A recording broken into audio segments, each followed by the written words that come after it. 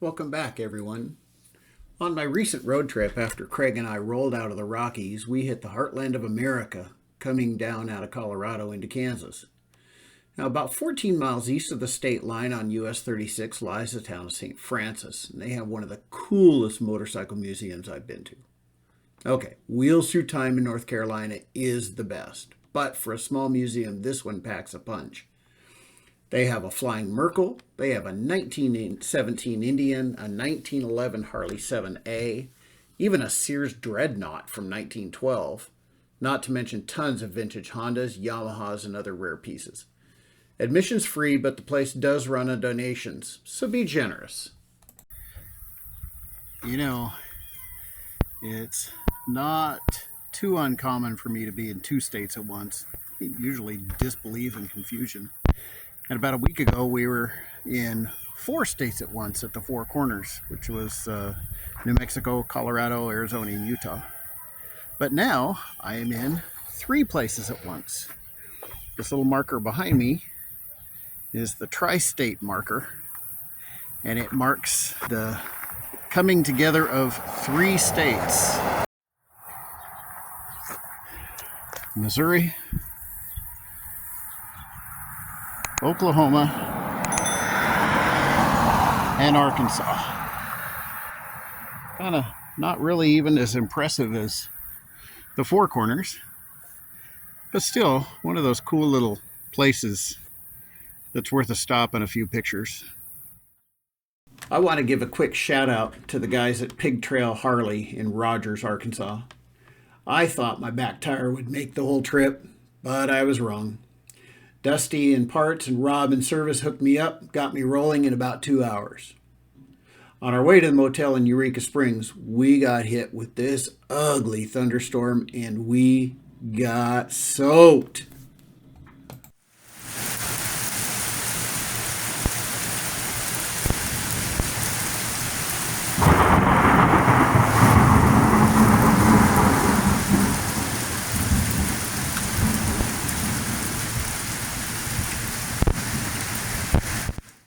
On my list of cool stuff to see, we're in Eureka Springs, Arkansas, and saw this place talking about the Christ of the Ozarks. So we thought we'd come up and take a look at it. It's this thing was built in 1966, and I'm going to show you the walking path instead of showing you my ugly mug, but it's real easy to get to, and this huge complex. They do a passion play here every year and have a bunch of other exhibits, but the statue here was constructed in 1966 and it's 65.5 feet tall. It's built to withstand 500-mile-an-hour winds, and it was all hand built out of steel and mortar. Kind of reminds me of the Christ the Redeemer statue at the top of Sugarloaf in Rio, which I've never been to Rio de Janeiro, but I've seen pictures. It's set in a bed of 320 tons of concrete, so there's not a whole lot that's going to knock this thing down. Now, coming around the front of it, it's way up there, but you can see there's nice grounds, very well maintained. Nice little area. We'll walk down here a little bit. See if we can get a better shot of it.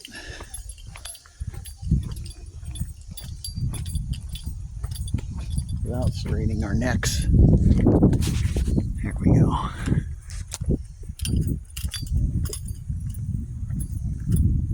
Sorry for the shitty camera work. It's hard to walk backwards and video at the same time. A few hundred yards away from the statue is this section of the Berlin Wall. Kind of weird. It's listed on Google Maps as being here. Nothing here that says it's what it is, but the Berlin Wall has to do with the Passion Play and the religious park. I don't know, but what the heck? It's still pretty cool to see. So there's a lady standing there looking at the piece of the Berlin Wall with me, and her mother was from Germany. and remembers when that wall came down. She was telling me the words on that section in the middle between the picket fences says, I have no fear. And then the words on the top translate roughly to enter through the narrow gate. And at the bottom, it's very faded out, but it says Psalm 23. So I guess that's the tie-in to a religious park. Just outside of Eureka Springs, about 8 miles or so, is the Little Golden Gate Bridge. The wooden plank bridge. It's only 11 feet wide, but it's a suspension bridge that crosses, I'm not sure what river this is. Might be the Beaver River. It's also known as the Beaver Bridge because it leads to the town of Beaver, Arkansas. And it's pretty cool. Of course, it's early in the morning, so it's really nice and calm and quiet here. But the bridge was built in 1949 and then later added to the National Register of Historic Places.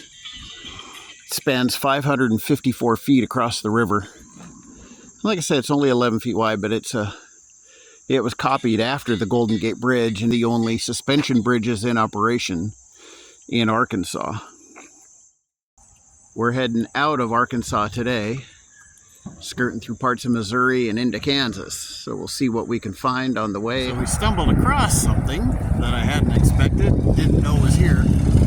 We're in a place called Cocker City, Kansas. And going down the highway here, through the middle of town, we come across what is the world's largest ball of sisal twine. So, according to the sign, it weighs 27,000 pounds. It contains 8,500,000 feet of twine. It's 46 feet in circumference. And we blew right past it and decided we had to turn around and come back and take a look at it. It's got a little display here that tells all about how it happened. And the guy, Frank Stober, who decided to put this all together. You know, that area around Eureka Springs is absolutely amazing to ride, and there's a lot of cool places to see and go.